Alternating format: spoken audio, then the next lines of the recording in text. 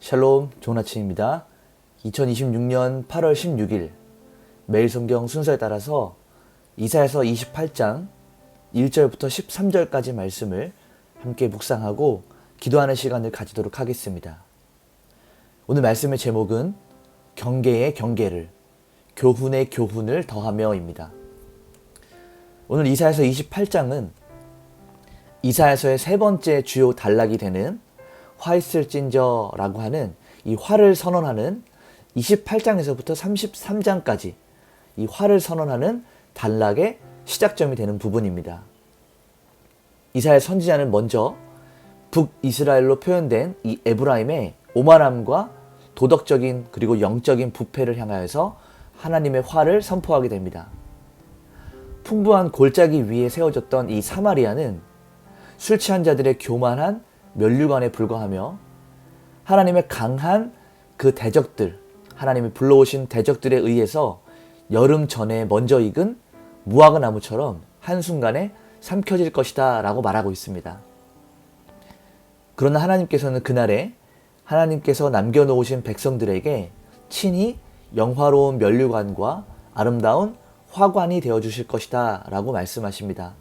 그러나 더욱 심각한 것은 이 북이스라엘의 비참한 모습들을 보고도 돌이키지 않는 남유다의 지도자들, 제사장들과 선지자들의 문제를 지적하고 있습니다.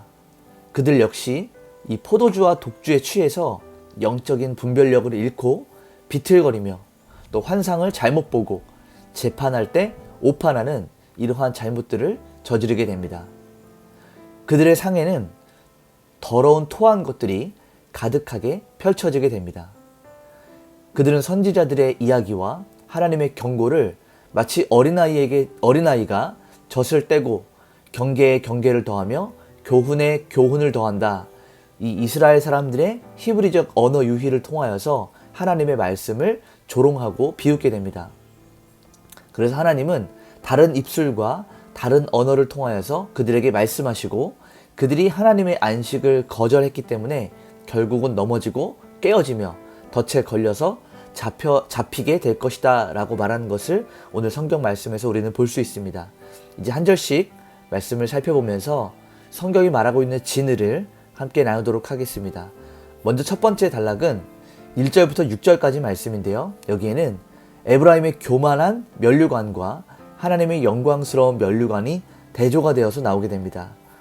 먼저 1절부터 4절까지 말씀을 보게 되면 북이스라엘의 수도 사마리아는 지리적으로 기름진 골짜기 꼭대기 위에 위치하고 있었습니다. 그래서 사람들은 어떻게 생각을 하고 있냐면 화려한 면류관과 같다라고 이야기합니다. 그러나 그 실상을 들여다보니 그들은 부와 방탕, 술에 취해서 하나님을 잊고 그들의 영광은 시들어가는 꽃과 같은 이러한 망가져가는 모습들을 보이게 됩니다. 하나님이 보내시는 강한 대적인 아수르 앞에서 그들은 이제 막 익어서 손에 잡히는 대로 삼켜지는 이 무화과 나무처럼, 무화과 나무의 열매처럼 허무하게 멸망하게 될 것이다 라고 선지자는 이야기하고 있습니다. 5절과 6절을 보게 되면 그날의 만군의 여호와께서 자기 백성의 남은 자에게 영화로운 면류관이 되시며 아름다운 화관이 되실 것이라. 재판석에 앉은 자에게는 판결하는 영이 되시며 성문에서 싸움을 물리치는 자에게는 힘이 되시리로다 라고 이야기합니다. 세상의 면류관은 썩어서 없어지지만 하나님께서 구원하시고 남은 자들에게는 친히 하나님께서 아름다운 화관과 영원한 면류관이 되어주신다 라고 말씀하고 계십니다. 또 하나님께서는 지도자들에게 공의로운 판결의 영을, 성문을 지키는 자들에게는 대적을 물리칠 거룩한 용맹을 부어주실 것을 약속하시고 말씀하십니다. 두 번째 단락은 7절부터 10절까지 말씀인데요. 여기에는 이 지도자들이 방탕하게 타락하는 것과 무너진 것을 말하고 있습니다. 먼저 7절과 8절을 보게 되면 그리하여도 이들은 포도주로 말미암아 옆걸음치며 독주로 말미암아 비틀거리며 제사장과 선지자도 독주로 말미암아 옆걸음치며 포도주에 빠지며 독주로 말미암아 비틀거리며 환상을 잘못 풀며 재판할 때 실수하나니 모든 상에는 토한 것 더러운 것이 가득하고 깨끗한 곳이 없도다 라고 이야기합니다.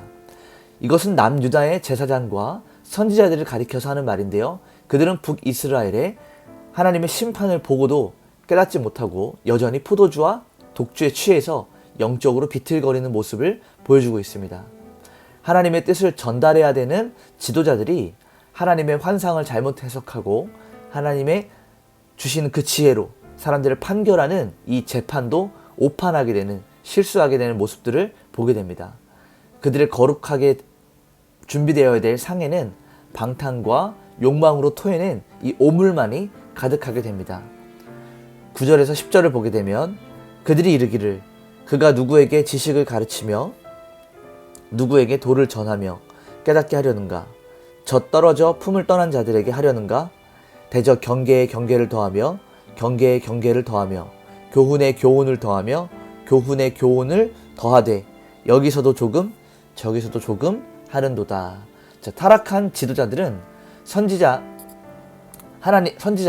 하나님의 어미한 율법과 심판을 전하자 우리를 젖먹이 아이처럼 취급하느냐, 그리고 잔소리처럼 경계의 경계를 교훈의 교훈을 더하느냐라고 이야기합니다. 여기서 경계의 경계를 교훈의 교훈을 두 번씩 반복하면서 하는 이 이야기는 히브리어의 언어 유희처럼 마치 아이들이 중얼거리는 소리처럼 유치한 소리다라고 이야기하면서 하나님의 그 말씀, 하나님의 경고, 하나님의 율법을 조롱하며 배척하게 됩니다. 마지막 세 번째 단락을 보게 되면 11절부터 13절까지 말씀인데요. 여기에는 하나님의 안식하라라고 하는 이 명령을 거절했던 백성들의 모습이 보이게 됩니다. 자, 11절부터 13절까지 말씀을 보게 되면 그러므로 더듬는 입술과 다른 방언으로 그가 이 백성에게 말씀하시리라. 전에 그들에게 이르시기를 이것이 너희 안식이요 이것이 너희 상쾌함이니 너희는 곤비한 자에게 안식을 주라 하셨으나 그들이 듣지 아니하였으므로 여호와께서 그들에게 말씀하시되 경계에 경계를 더하며 경계에 경계를 더하며 교훈에 교훈을 더하며 교훈에 교훈을 더하고 여기서도 조금 저기서도 조금 하사 그들이 가다가 뒤로 넘어져서 부러지며 걸리며 붙잡히게 하시리라 라고 이야기합니다. 하나님의 안식을 거절한 자들에게 임하게 되는 이방 나라들의 침략하게 되는 그 심판을 말하고 있습니다. 박윤선 목사님은 이 말씀을 설명하면서 하나님은 원래 당신의 백성에게 진정한 영혼의 안식과 위로를 제시하셨으나 백성들이 순종하기를 거절했다라고 이야기합니다. 그래서 하나님께서는 어떻게 하시냐면 선지자를 통하여서 말씀하시는 비교적 그들에게 친근했던 언어를 거두시고 다소 알 수 없는 생소하고 낯선 입술과 다른 방언, 아수르와 바벨론의 이방 언어를 사용해서 그들의 대적 군대를 보내셔서 심판의 언어로 그들을 향하여서 말씀하실 것이다 라고 이야기하고 있습니다. 오늘 말씀을 정리하면서 원포인트로 이렇게 이야기할 수 있습니다. 세상의 덧없는 영광과 포도주의 방탕함에 취해서 하나님의 말씀을 조롱하고 하나님의 안식을 거절하는 자들에게는 멸망의 덫에 빠지게 될 것이다 라는 것입니다. 우리 삶에 이렇게 한번 적용합시다. 세상이 자랑하는 부와 명예, 성공의 면류관은 시간이 지나고 계절이 지나면 시들어버리는 꽃과 같습니다. 영적으로 취해서 세상적인 성공에 우리 마음을 빼앗기지 않도록 마음을 잘 부여잡아야 합니다. 나를 위해서 십자가를 지시고 부활하신 만군의 여호와 하나님만을 내 인생의 가장 아름다운 화관으로, 영원한 면류관으로 삼을 수 있는 하루가 되어야 합니다. 같이 한번 기도하겠습니다. 하나님, 세상의 화려함과 시들어가는 세상의 면류관을 부러워하지 않게 하시고 영적인 방탕함과 무감각함에 빠지지 않도록 나의 심령을 언제나 붙들어 주시고 깨워 주시옵소서. 나의 영원한 면류관 되시는 여호와 하나님을 내 삶의 전부로 모시고 주님께서 주시는 판결의 영과 거룩한 용맹함으로 세상을 살아갈 수 있는 힘과 능력을 더하여 주시옵소서. 우리 이렇게 한번 기도하시면서 오늘 하루 하나님께 온전히 올려드리도록 하겠습니다. 기도하시겠습니다.